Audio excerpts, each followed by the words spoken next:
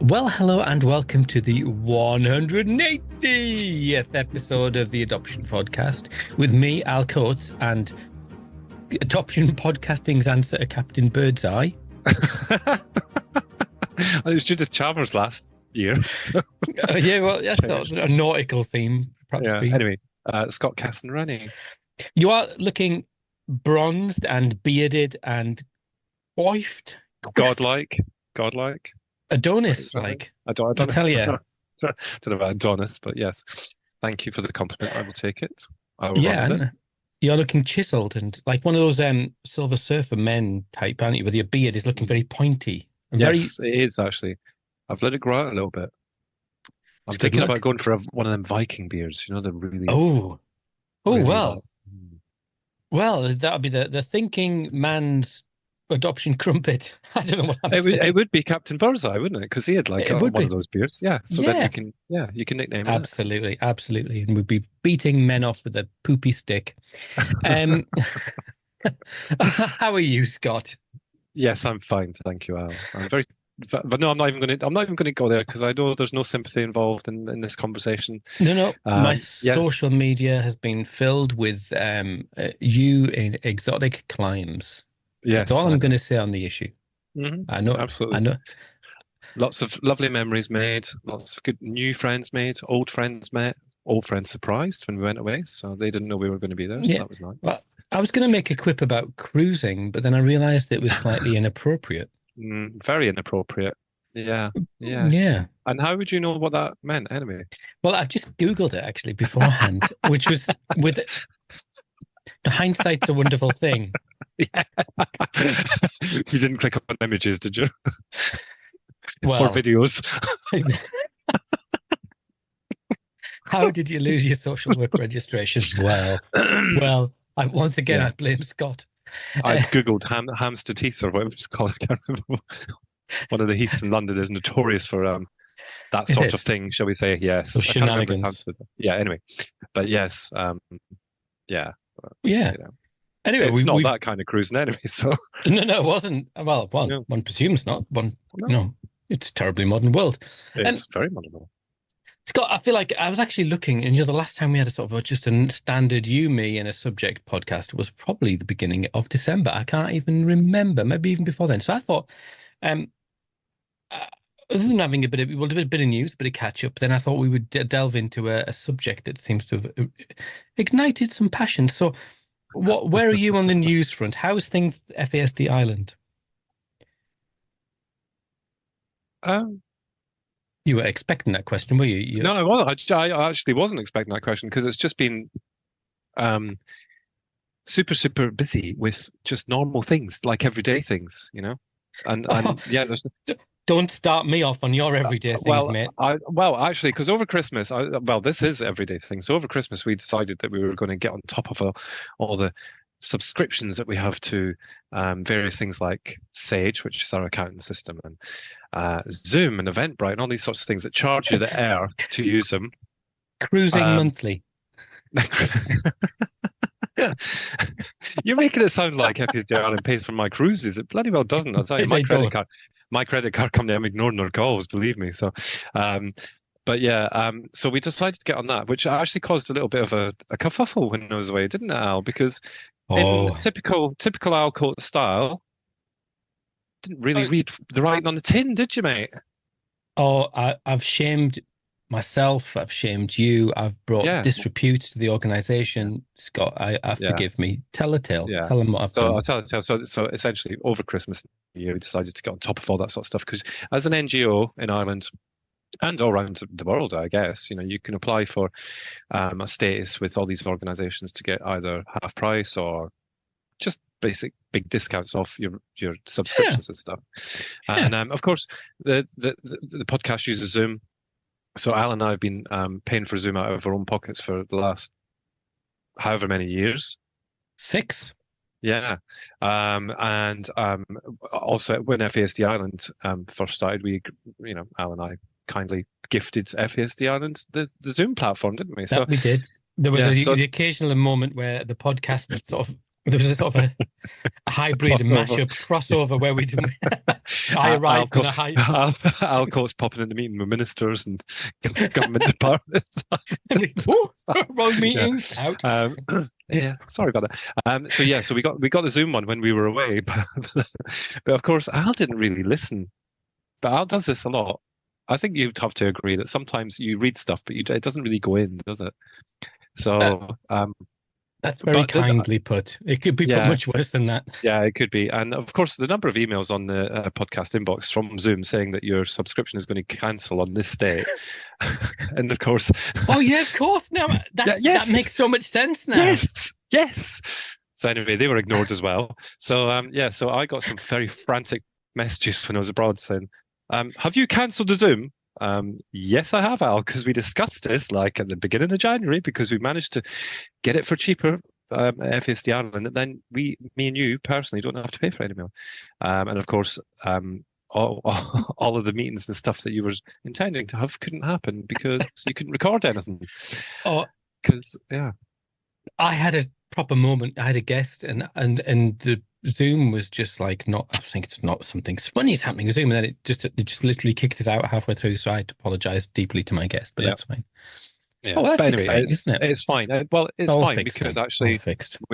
it's all fixed now, and actual fact we're getting what we deserve in terms of funding from these organisations, and that's really useful as well. It's not just useful for FASD Ireland, but it's useful for the podcast as well because now, after 6 years of us paying for it, we can obviously take advantage of that with because let's face it, we do the podcast for the FASD Ireland as well, and various other bits and bobs like some of the training because you've been doing some great training for us through FASD Ireland. Oh, and I had a disaster, didn't I? Halfway through. Oh, I tell you, honestly, I had a week. I can never go away again. I go away for a week and it just all goes to pot. A text from me furiously. Where are you? Well, what are you doing? You're on a sunbed with me furiously texting you. We had a power cut. So that was that there was chaos, and you know how power cuts are like an hour or 2 hours, and this was it was through the night on Monday, whatever the day it was, and then by lunchtime it wasn't on, and there was sort of a frisson of everyone's got power cuts in the area, and no one was getting them on, and then and so I just thought, oh, this isn't coming back on, and the power company said this isn't coming back on. You've got another 24 hours to go on that. So we had this mad moment where I was like trying to find it. It was like I was like a modern day Joseph in the nativity story, trying to find a place for my lovely wife, and and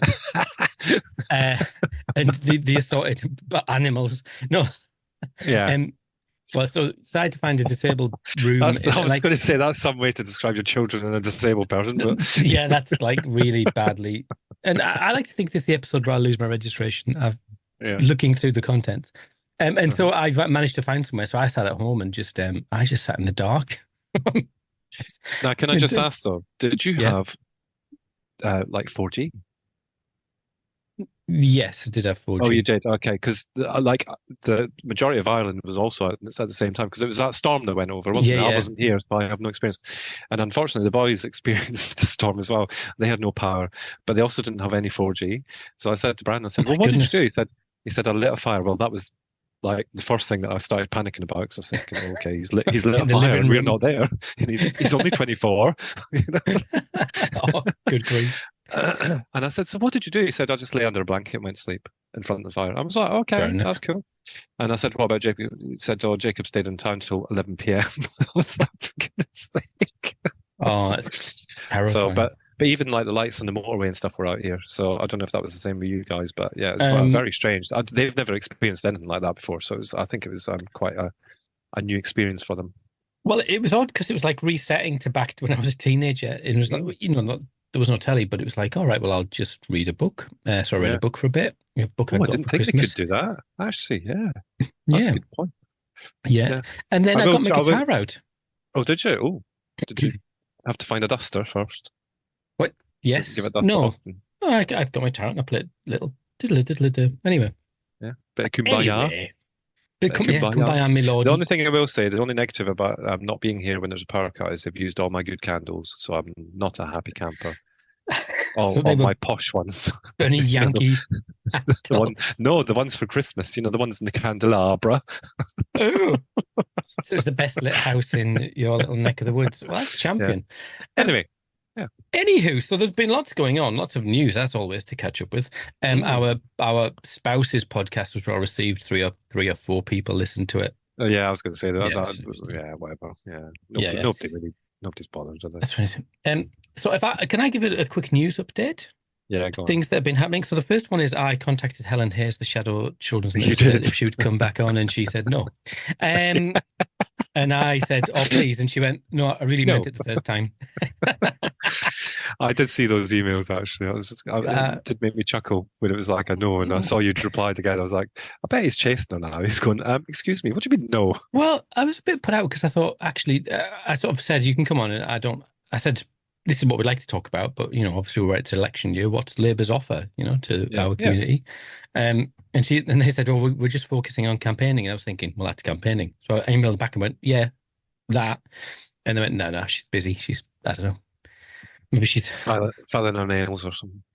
oh, I don't know, doing important shadow minister things. Who knows?" Anyway, so that's not as come nothing. The other thing is, I met the children's minister, which was, he's massive. He's like, one of those people they're just bigger. So he's like maybe 6'4", and he was just like, he was like a big sized human. Made me feel like a Yeah. child. And he was very convincing, but to be honest, I have no much. I don't want to add much more than that because actually, he Well, I'm said all just the right looking here. things. You put it in the Oh, notes, and I don't even recognize the name, to be honest with David Hodgson. That could be the wrong you. name. I keep forgetting, and then being embarrassed at forgetting. Um, we're in the death throes of the Tory government, so I think he made the right noises. He seemed genuinely interested, but of course he would. Yeah. He We all do. said yeah, I was a bit put out that I'd sourced lots of questions and I'd worked really hard to get some questions, and he didn't answer them. He Right. said, "Oh, well, these are really complicated questions. I'll answer them by letter," but there's no letter. And when that comes, I'll pop that on one of the pages and things. Um, and so it was generally a good meeting, but you can go on my Facebook page and see what I've said there about that. I don't want to rehash that. The other thing I would like to add is a little bit of a kind of network that the parish notices. The Home Office consultation into child to parent abuse is still available up until the 7th. So this podcast will go out on the 3rd. So please, if you get a chance, if you haven't done it, do it. I'll put a link in the notes. And the final one is check out our Facebook pages. I thought we've got an adoption fostering Facebook page, so come and check it out because the engine of tonight's episode has been the Facebook page. Lots of fantastic comments, and occasionally we have fights, and we've even got a Facebook chat group, haven't we? Where what do we do we don't do an awful lot, but when we do, it's usually actually Well, we do things in yeah, that group. yeah. Well, I think as well. For me, Facebook pages. Facebook groups, should I say? I'm a member of so many of them these days that it's hard to keep up with what's going on in which. And also because for me, I don't turn on my notifications. I have my notifications off on Facebook and Twitter and Instagram and all of those things. The only Very thing I get, sensible. well, I think it is because actually you can get so caught up in it. Plus, all the algorithms do is send you notifications to get you go on. So I'm sorry, they're not getting me. They're not getting me like that. Anyway, but when it comes to the groups, I think that normally these groups are quite they're self kind of, the users would be the ones that use them. Yeah. Our group specifically, I think we sometimes get people posting in there about other things. So not I don't mean not adoption related, I mean or fostering related. I mean it's just like not within our kind of skill set. So it's sometimes we get some stuff from adoptees who are holding events and stuff as well. So there's but it's events are led by adoptees that adopted parents can go to if they want to, and I'm assuming that you can keep yourself in the DL. That's street for download. Oh, nice. I'll just make a note of that. Yeah, DL. Yeah, keep on the DL. Excellent. But yes, you're right. Our Facebook page, it seems to be the place to be at the minute. From what I saw earlier, anyway. Well, yeah. I've been having this sort of I've constantly am having these thoughts around what is therapeutic parenting, and I've yet to find sort of a definition that really scratches the itch. And so I'm constantly wondering about that. And I've been also thinking about this notion of good enough parenting. Have you heard of good enough parenting? Is that a phrase you So it's a No. kind of a social care. It's about how do you measure whether parenting is good enough, and it's this notion that comes from a guy called um, a British psychologist, stroke pediatrician called Dr. Donald Winnicott, Donny W. In the back in the day with a bulby on them, and it's this idea of he used the phrase "good enough parenting." It's one that's kind of stuck in social care. But I wanted to start with a question to you, Scott. Mm, So this is we haven't prepared anything, and you've seen no. all the comments and stuff, but you Well, I so haven't really, but yeah, I know they're there. I know Go on. you like to come to these things fresh and sparky, don't you? You like to Yeah. I react. like to answer off the cuff, Yeah, in it, and straight. then regret it afterwards. Yeah, yeah, and then we have to edit and send out letters to lawyers and things like that. And would you describe yourself as a therapeutic parent? No, Oh, I wasn't expecting that. no. I used to think I was. Oh, Um, However, I like you, and we've discussed this a couple of times, but not for a while actually, because we did discuss this a couple of years ago, didn't we? mhm. I don't know if we did it on the podcast or whether it was just having a chat about it or whether it was some of the training that we did. But I think when I started to understand the definition of being a therapeutic parent, I thought, maybe that isn't me. And um, and what I mean by that is, I think just the definition in itself and all the kind of backgroundy stuff, if you look into it, apparently you need to be properly trained to be a therapeutic parent. And Really? well, that's kind of what I was picking up from it. That was the kind of the way I was reading it, And you know me in reading. I mean, it didn't have a scratch and sniff for a pop up, so it was all proper words, all big people's words. Just a man attempts to get a mental image out of his head. Um, But no, I think that I don't know how to describe my parenting because I guess there is elements of the therapeutic side to it, but I think that I think it's an adjusted technique that I use rather than being therapeutic because it's not can we always. can I we don't think you patent can. that? Well, you can do what you like. You stick up your backside for all I care because that's just the way I'm describing it, isn't it? So Sounds fantastic. The Cass and Rennie adjusted yeah, technique. but it is because I'm not always therapeutic. I'm not always therapeutic with myself either. In terms of you know how I how like the self-care model and all those sorts of stuff. So I think Okay, that then. So maybe it's the wrong question I've asked is what is therapeutic parenting? Because you're talking about your understanding of a definition. And I think that's kind of the bit that I find really interesting because and I'm not asking you to kind of try and recall word for word this definition that that made you reclassify. But how would you define by your standard? I'm not looking for an academic, but what would you describe as therapeutic parent then? well, to me, a therapeutic parent is somebody who is of that nature all the time.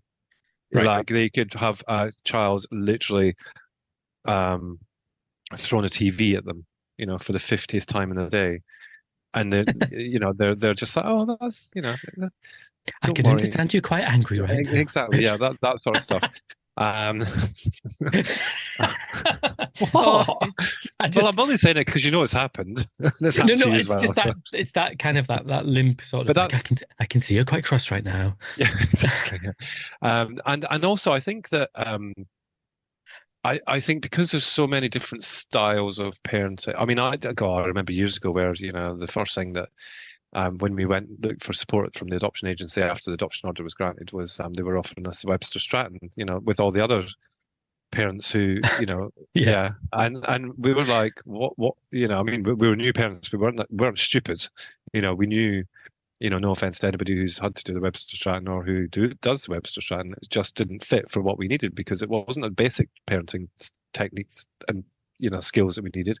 It was something different. yeah. So I think for me, I like to think it's of a blended kind of approach to kind of this sort of stuff rather than labeling it, which is why I'm trying not to be Label it. specific and be specific in what it is that I do because I think we do use elements of this and that and the next thing and also our own kind of learn techniques as well. So I think for me, the therapeutic parenting model it's very, to me anyway, it's very specific and it's very kind of, you know, but I could be wrong. That's the way Yeah. I No, understood it. well, it's interesting because you would have thought there'd be an agreed definition because Yeah. it's such in our common parlance in fostering, adoption, Mm. probably kinship as well. Oh, we need to be therapeutic parents. Or you'll hear people say, I don't know about people say it to you, probably say it to me as well. They'll say, "Oh, I've done therapeutic parenting," or "I am a therapeutic parent," or "I tried therapeutic parenting." Yeah. Um, but I think one of the challenges, are we all thinking about different things? Mm. Is it so? I posed the question just like not in a no pretty open. What would you say it is on our Facebook page? And I want to pull out some of the things that people said because actually some of them were really, really good, and Mm. some of them were. And I don't want to kind of name and shame anyone, but and there was no one saying there was no like one fighting on our Facebook page. It's not that kind of. We don't have. It's not our jam, is it? Not that No, side. we like to have discussions. We may not always agree, but we'll. That's true. And my favorite one is Mary Louise, and you know Mary Louise from We Are I do. Family, Yeah. right? And I was thinking, Mary Louise is the only woman that's ever got me drunk, and I thought, I was there. How is it Mary Louise's fault? Because I think I got her drunk, and then the same token you got yeah, when I drunk. say drunk, I had 2 pints of beer, right? So this is. Exactly. I don't want to lose my registration over that. But I remember Zippy had to literally wouldn't let me ride home on my bike. Yeah. He had Oh, to that was a take my good night. handlebars We off me. should do That that was a night again. But Mary Louise said something fantastic, and it really just it made me laugh. And this is Mary Louise for you. And if you don't know who she is, then you shouldn't find out who she is. She said, so I'd asked the question about what it is, and she said, "Good question." She was talking about therapeutic parenting and good enough parenting. She said both quite woolly terms, hoping to empower parents. And then she says, and this is the good bit. She says, "You can read it, can't you? I Like can. porn, like porn, hard to define."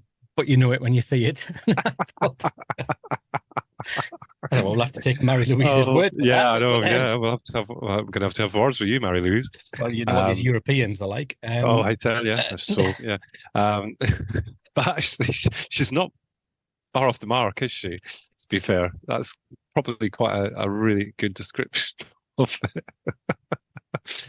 Oh, dear um, me. yeah. So that's I might be blushing. So that's quite good. I mean, I was conscious that we don't start a war with the National Association of Therapeutic Parents. So I just want to disclaimer: we're not. Oh, yeah, no. If anyone, we're not picking them up because I think they're a really big community that a lot of people find really, really helpful. So that's really good. Mm. And off air, I'll tell you about the time that I fell out with someone from that community. Anyway, Hmm. I which look was, forward to that story. that was a good story. I'll tell that on when we finally get around to doing our live shows. I'll tell that story there. Um, so there was a really good one. Shall I tell you? I've got a book actually, a book that I bought called "The Handbook of Therapeutic Care for Children." And actually, it's not a parent's book; it's a practitioner's book. So it's an academic book, and I don't mean that to sort of separate the parents are not academics, but you know what I mean. It's not like a a kind of a manual how to do therapeutic parenting. It's kind of an academic consideration of what therapeutic parenting is.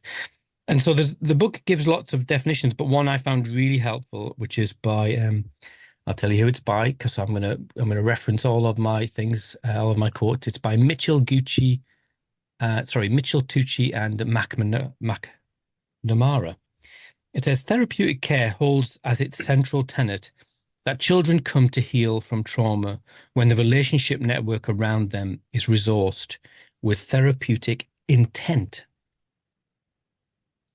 Mhm. Is that wishy-washy? Or is that actually sort of getting to the crux of it, that it's about intent, it's about people trying to do something a bit different around healing children? What do you think of that Well, then? I mean, you know me, like I just said, words and me don't get on that great, so I'm having to read it again. Yeah. Um, so, and what does tenet mean? This just shows how thick I am. No, the central tenet, the central like kind of rule or the central Right. belief or of therapy is that children come to heal from trauma when the relationship network found around them is resourced with therapeutic intent. Okay. See, I think that even just the first part of that sentence is a bit of an issue for me because, if you, I'm sure that it's possible for some to heal from trauma, but not for all to heal from trauma. So that's the first issue that I would have with that sentence. Really So, interesting because other people picked that up in some of the comments. I yeah, don't know whether you've read them. no, I haven't. Um, yeah, well, yeah, that actually Mm, reading the rest of it, that to me. So because it's not saying that some children, it's saying that children come to heal from trauma when the relationship network found them is resourced with therapeutic intent. are we setting therapeutic parents up to fail? And if we're saying that children can heal, Yeah, I mean, well, if you read that and you went by that as your gospel Bible or whatever, then yeah, you probably would think, oh, I've failed yeah. before I've even started. Um, and there's this other thing as well, isn't there? That and again, like you just said, not distant away from anybody who does this or anybody who kind of, you know, trains in it and all that sort of stuff, or does whatever it is that, you know, the Mhm. National Association for Therapeutic Parents does. But um, I, I think for the majority of us, we didn't go into parenting, whether it's fostering, adoption, special guardian, thinking that we had to be therapeutic in any way. I think we just thought we were going to be parents. So then to get your brain to work out, we have to do enough That's a really good point. adaptations. Enough, we have to adapt enough, as do our children, yes, before everybody starts. But as parents, we have to adapt enough to, to help our children just be, just to enjoy their childhoods or, whatever, without actually worrying about what kind of parenting that looks like. So, yeah. Hmm. I mean, it is a really good point because actually it's the expectation that we're going to heal our children. And like you said, I didn't sign up to, I mean, I guess you expect to care for your children Yeah, of course and you do. Yeah. nurture them and Mm. like create an environment where they can grow and develop and be the best they Yeah. can be. But the healing's something different, isn't it? It sort of Yeah, implies that there's something broken or, absolutely. or Yeah. damaged or hurt. Um, Yeah. I'll read a comment from Miranda Fairhall, which is on on either my Facebook page or the podcast. And she said, when I engaged in therapeutic parenting, I idealistically thought and hoped that this way of parenting meant I would heal my child. And this was my Oh, naive understanding, what it says on the label. Now I understand that I can't make healing happen. It will unfold in its own good time when the conditions are favorable. That may not be until my child reaches adult, if ever. It's out of my control. yeah. Um, and she goes on to talk about how, she's not being able to provide these conditions necessarily because she's actually Yeah. See? having to just do Mm. parenting and Yeah. you Yeah. know And that's very true because I think, and also, well, she's even said that because I'm reading as you were saying that, you know, her history as well. How much has she been healed mm, from her own trauma to be able to help somebody? Ideally, I always remember early years, and they used to say there's no real reason why somebody couldn't become an adoptive parent yeah, as a result of their childhood trauma, because actually sometimes that trauma can actually help, but actually they yeah, need to be healed from their own first. And how do we know we're healed until we experience things that maybe are a trigger or some form of yeah. post-traumatic stress response or something like that. So that's a really interesting point, because until you don't know, do you? Yeah, I mean, I just think that it's really made me think about therapeutic parenting differently. That comment and sort of just the conversation, but also this notion that actually, what are we actually expecting of parents of children with additional needs or children who've experienced adversity and trauma? What complicated. Just to sort of perhaps counter that. So the reason I threw in good enough because good enough is something that social workers will be really familiar with. But good enough is Mm, this idea that we're from Winnicott, and I'll give you a quote directly from Winnicott, which is again, Winnicott was a pediatrician and a child psychotherapist.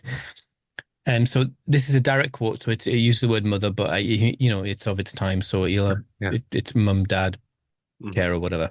The good enough mother is one who makes active adaptation to the infant's needs. an active adaptation that gradually lessens according to the infant's growing ability to account for failure of adaptation and to tolerate the results of frustration. And I read that and I thought, right, so that is saying that it's a good parenting is parenting that adapts to a child's needs. Because there was a few comments that were people saying, "Oh, well, good enough parenting is food, water," like, and actually, he's saying, well, sometimes that you can be a good parent and be in famine, you know. So, yeah, yeah. so he's sort of saying that the standard for parenting, for good enough parenting, is I would almost describe that as a definition of good therapeutic parenting. You adapt to a child's needs when and as the child's needs change, you lessen that your support to allow children to stretch into that void. You know, you pull back a little bit so they push forward. So like you get them on a bus, you teach them to make their dinner by not making their dinner. Yes. No, I actually that's just completely clicks with me. Another thing I would say, but by definition of not definition, but just even the wording itself, though. I mean, you know, there's a lot been happening in the world since that was written. If he's, you know, the way he's written it, calling it an infant for a start. You know, when was the last time anybody called anybody an infant? I don't know. Is that still a thing? Maybe in sort of technical circles, maybe medically. Okay.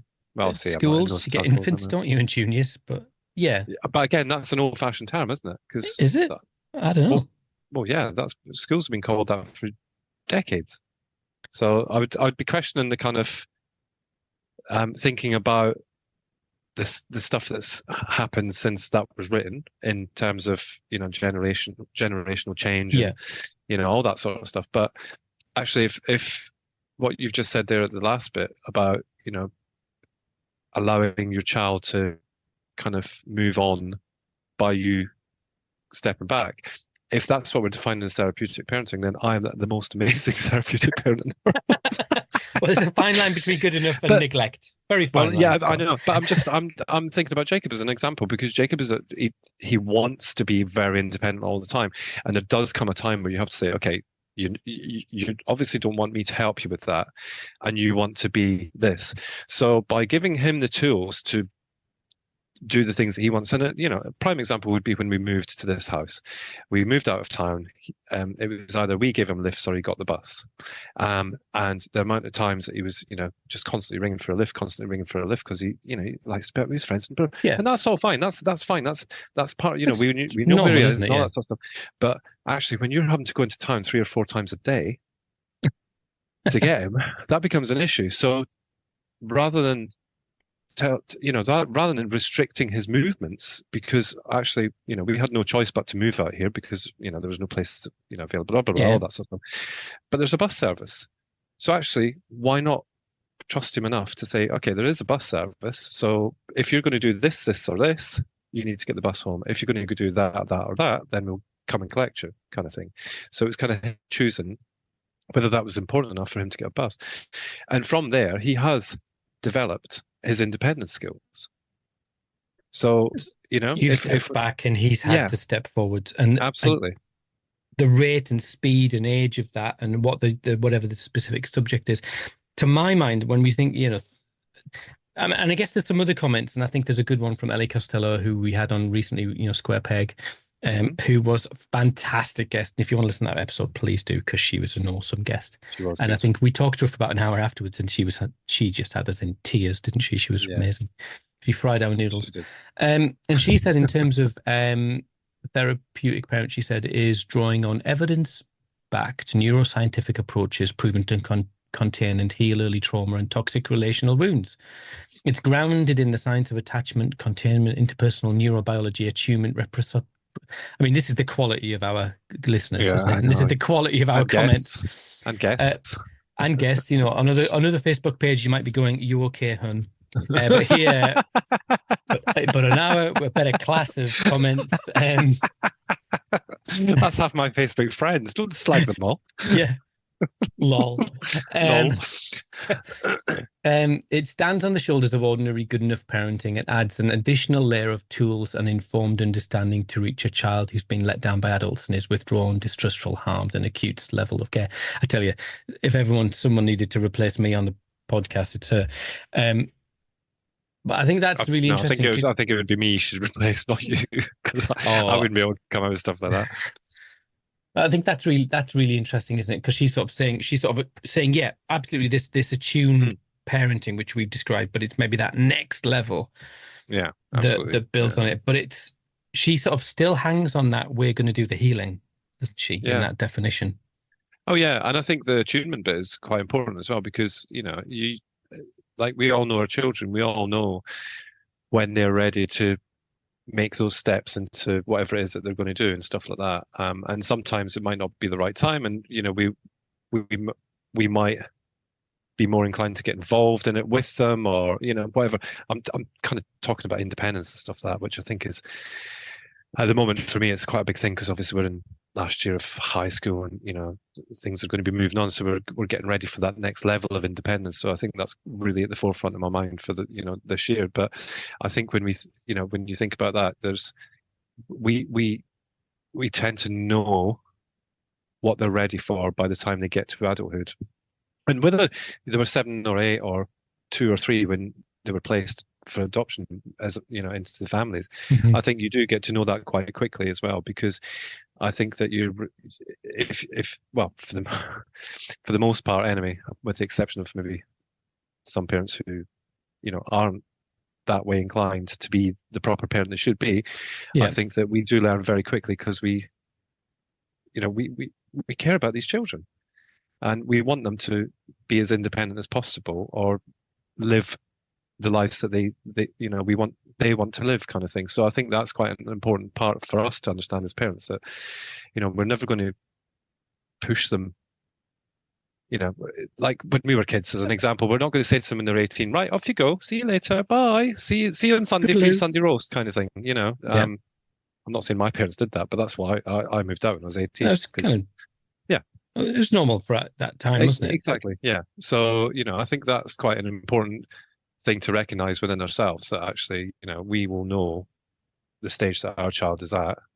um it's like, Does and that this create a tension then? Because I was I thinking, think it can do, yeah. I think so it can do. I think where all this thinking started was I had a session with a group of parents. I'm working with Beacon Family Services, bit of a plug there. Go on the Oh, website, and that's the first time I've even called them the right name, even though I've been working with them for a year. I keep calling them Lighthouse, Beacon, Shiny, Whirligig. I have no idea. Um, oh but my days. but we've been doing work with families, and it's a mixed group as well. So it's not just adopters; it's kinship, Mm, just mhm. biological parents, and it's about kind of supporting families with children with complex needs and challenging behaviour. Um, and it was just this conversation that we had, and maybe there was about 15 of us on. I was going, we are we're parenting counterculturally, that we're often at odds with not just the parents of children the same age, the parents of our children's classmates, but also against society. So, like you're saying there, you were talking about independence, Mm. and I'm remindful of a similar story with one of my children, where that she was of an age where most children would be able to get a bus. Now, in lots of ways, very able to get a bus, but actually, the kind of the emotion, the sort of the level of stress that would generate in my child would mean that Yeah. would then lead into kind of problematic Oh, potential challenges on the bus, or getting off the bus, or staying on the bus, or just riding mm, the bus till the end of to the terminal. And so then a social worker sort of coming to me and going, actually, why won't you let him get on a bus? yeah. And me going, well, I've got all these reasons, and then me having to articulate why. Yeah. Yeah, I told you want to paint me as a controlling parent, Yeah. but And I'm not. I'm but just, yeah. no, you're not. Well, But sometimes you do need it pointed out to you that actually, it's not that you don't necessarily trust them. It's just you don't think that perhaps at that stage yet. And it is a tricky thing to do. I think it is. But it's no different to when our children have their own children. I'm thinking, about my oldest at the minute. He's now of 25. course. He's now 25. He's just had his first child, and of course, I think before I say they because I don't want to mention her names particularly because I don't think that's fair. But before they got pregnant, it was like, wow, us and our friends were all going, well, they're a bit young, they're a bit young to be doing that sort of stuff. Not really thinking about the fact that, my parents had me when they were 22 and 23, so much younger. Yeah. But um, it's a similar kind of thing. But then when it happened and you see how responsible, not all of them, let's be honest, because, Yeah. there are some adoptive parents who are caring or parenting their Yeah. grandchildren now. Yeah. I get that. But certainly for us, there was this turning point where we actually went, oh, okay, he potentially is ready for that, and that's the way that one went. But it's not for everybody, I know. I'm waffling now, but it's one of those situations where you do have to kind of go, okay, we need to take a step back. We're still in, we're still in the lives and all that sort of stuff. We're still here if you need us, and blah blah blah. Well, Which is is that an sort of a important part of it. manifestation of? I mean, we are. So let's redefine. You and Tris are attuned parents. I would say that you have a good understanding of your children. You adapt your parenting to suit their needs. And I think, like every parent, sometimes you're a bit behind the curve with that adaptation, Mm, yeah, and occasionally ahead of the curve. Um, agreed. um, and there's been things where I should have kind of like just let that happen sooner. But then, because of the complexity of our children, does that mean that we're then that parenting as it rolls beyond 18, Mm, that we are set with new challenges? Actually, there comes a moment where we do have to just go, right, you are literally on your own now. yeah. I can't be a helicopter parent. Or does therapeutic parent turn us into helicopter parents? Is that the Yeah. question I'm asking? Interesting. Not I think it's necessarily you, but think about the no, no, community, no. because But I think you're it's tapped into the community. What about people you're seeing as well? well, I think it's So, interesting because I think when they don't live with you, you can be like that, but I think you can select when you want to be like that. I But like I that. think I think when they live with you, I think that's very different. When you've got, my own experiences having a 24-year-old still living with us, and I don't have to, and I certainly don't tell him what time he's got to be up, and I don't waken him and all that sort of stuff. But Tris can be like that a little bit. So, if he doesn't hear any footsteps at 6:30 when he's supposed to be getting ready to go to work, he's like messaging him going, "Are you awake?" kind of thing. Whereas I'm like still snoring my head off, and I'm like, I can it's not my imagine. it's not my responsibility if he gets to work or Oh, not. busy night cruising. On the God. heath. Yeah, they- But you know what I mean? Like there are certain things, and I think that's where as if you're lucky enough to be in a couple based parenting style, there's always going to be one of one and one of the other, and that's it. I tend to be the one that as they grow and as they develop into kind of fine young adults, I think actually I kind of step back a little bit, still do little bits for them because they live at home. But yeah. I'm not going to dictate to them, well, you're 24 years old. Yes, you're going out for a night with your mates. Make sure you're home by this time or, that time or the next time. My only thing that I do is I remind them that my phone goes on to do not disturb overnight. So if they want to get in touch with me, they've not got any hope because I'm I've going to use noticed Ed in it. that. Yeah, I'm I've going to use noticed that Ed. you get do not just Yeah, no yeah, notifications, but there's a button I can press that overrides that. You know that, don't yeah. you, on my Well, phone? I'm never doing that. No, I can there's a button that says you can make this notification come through anyway. Oh, really? Oh, I don't know why that is on my phone anyway. So that's yeah. why sometimes at 6 o'clock in the morning I'll give you a ping. Yes, I know. And I notice if I text you at 10:30 at night when you're fast asleep in your little flea pit, that it says You Owl said, has notifications turned off. So yeah, you sending me login passwords for the new Zoom account. absolutely, yeah.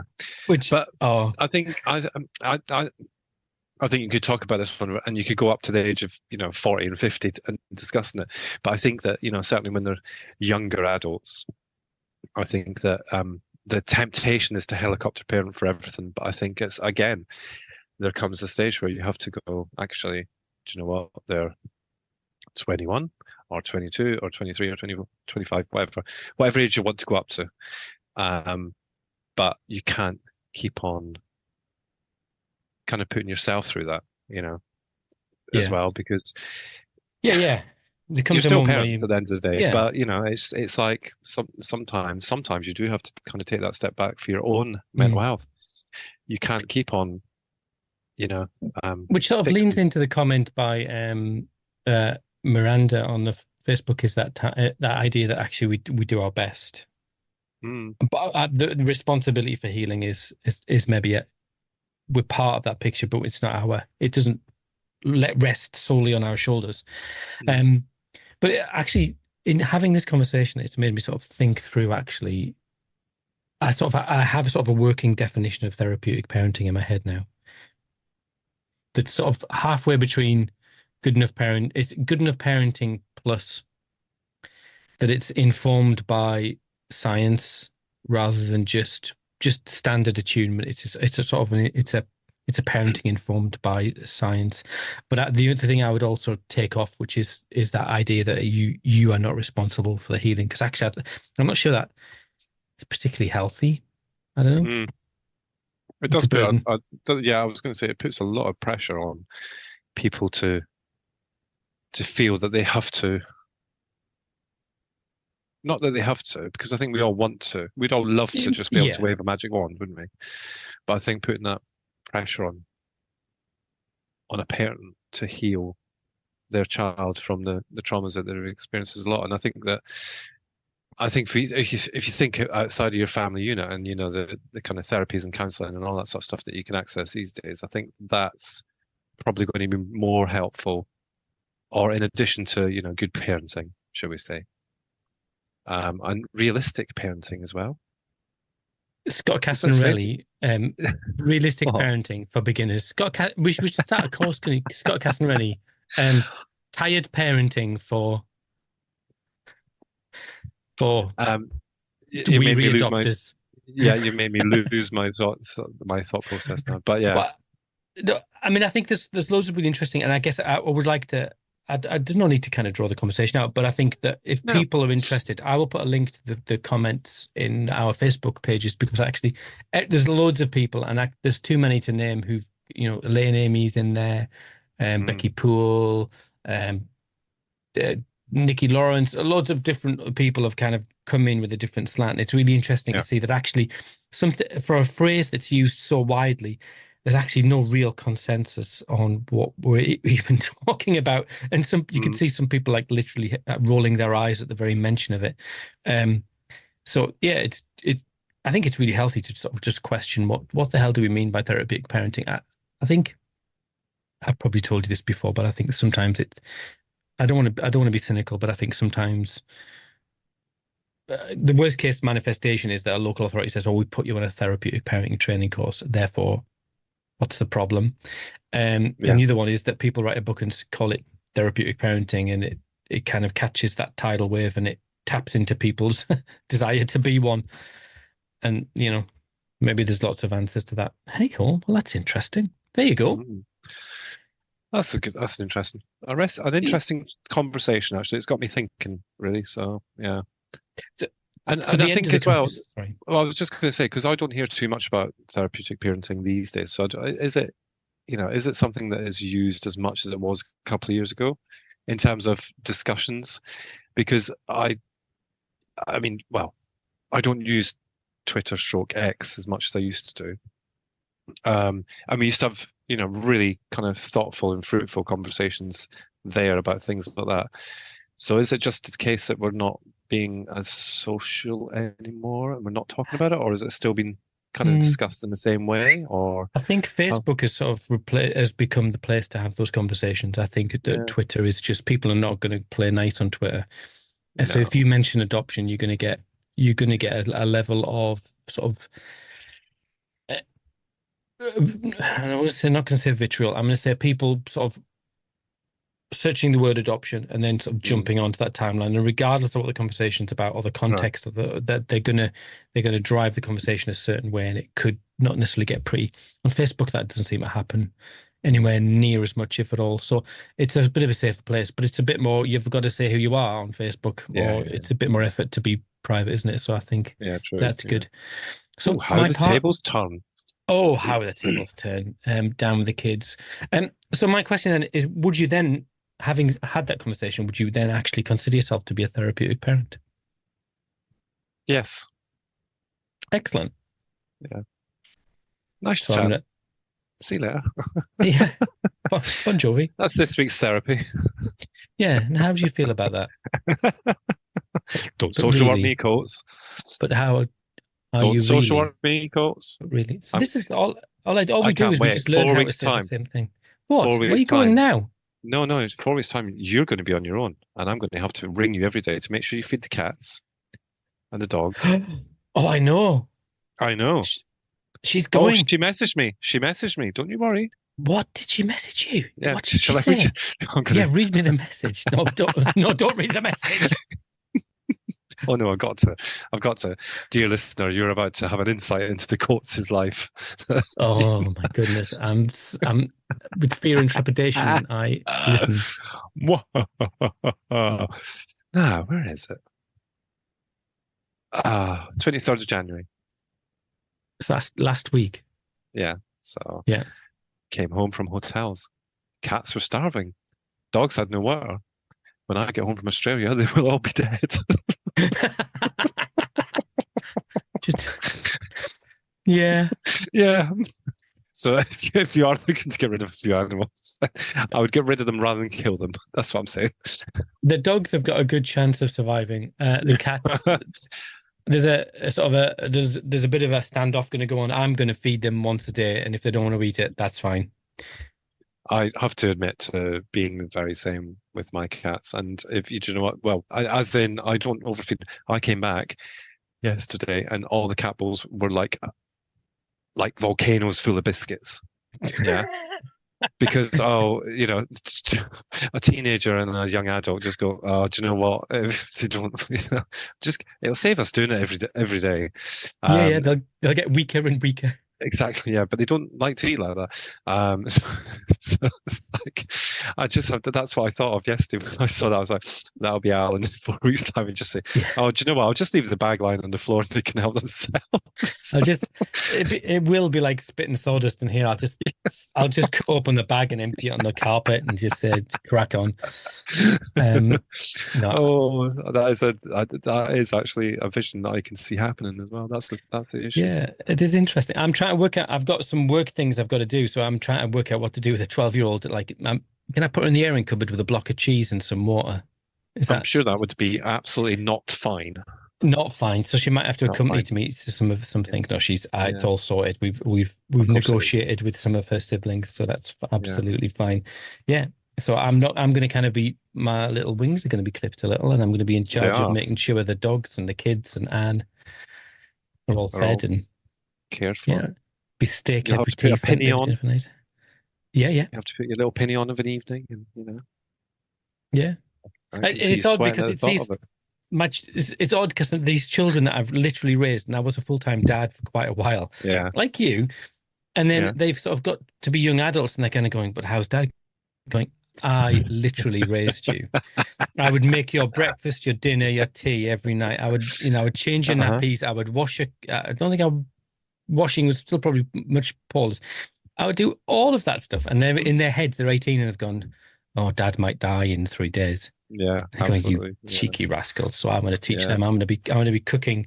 We're going to be yeah. having foie gras for dinner Of course you and are. mussels in white wine on a Wednesday. It's going to Yeah. be absolute living like a king. We'll get a chandelier like you. It'd be wonderful. A candelabra, not a chandelier.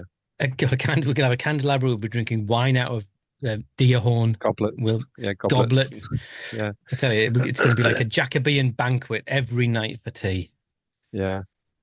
And yeah, that reminds me of a funny story earlier. So we have both come back. I suspect I had COVID at the end of the Oh my cruise, goodness! and I shook off because obviously you just lie in a sunbed, don't you? Get off! Shook off. I don't know. Seriously, I was ill. I was very ill for a couple of days. But now Tris has the worst COVID known to man. Like literally, he has the very first of this new variant that he's discovered. Of course, he has what the cruise variant. Yeah. And he came down to the kitchen as I was cooking dinner tonight, and he said, "Oh, I'm really sorry. I've been quite useless today." And I'm like, You're quite useless to everyday here. And we noticed the He difference got how.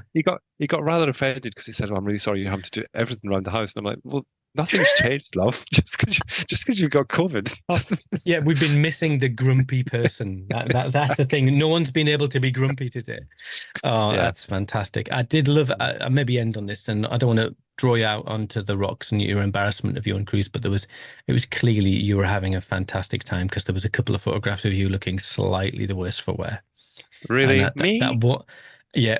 And it coincided with me trying a rearrange training whilst in a blackout with Yes. torrential rain and me Hmm. ringing round looking for hotels that could take a woman in a wheelchair and a 12-year-old in a, Yeah. I yeah, uh I do feel for you. And again, not going to draw it like out. hell you did.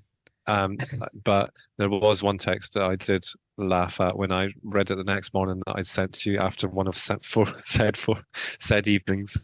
And it was, I'm just trying to find it now. Oh, I do apologize. I don't like This is podcast gold. This isn't it? oh Man so scrolls through this is the phone. original message. So you've cancelled the podcast Zoom question mark. I said, same issue for us today in fairness, because we were doing some training and we had to use a new Zoom. Yeah, yeah. I said, apologies. He put, just kidding. And I put, so it's 23:44 here, because bear in mind we were 3 hours ahead of you as well. Yeah, yeah. And I did explain this in our WhatsApps, full, and you put arse. And then you put, I'm screenshotting this and posting it. Well, I just have to say that some of the things you screenshot are just hilarious because you actually make people laugh at you, know what I mean? So, it worked. That's all I'm saying. Right. Okay. Well, on that note, that Mm, bombshell, the last before we fall podcast, out. because we've fallen out. Yeah. Good Oh, chat. yeah, it was good chat. Excellent chat. And I've just remembered I've got foster carer from Germany who's going to come on, a German foster I carer. saw that email as well. Yeah. Yes, that's exciting. You do Anyway, you do know that I get the emails as well, don't you? I just have no idea that you read Yeah. them. Well, because they're all on my phone, you see. So like I see them all. Ah, ah. Whereas I think you log into the computer to do it, don't you? Whereas I have them all on my No, phone, you see. yeah, but I don't have my email notifications. I'm the different you. Ah, oh, see, Ah. we're opposites. See, that's why it Oh, works. the Uh-huh. yin and the And the yang, yang, the the ding good. and the dong. And on that bombshell, Bon Jovi. Anchovy.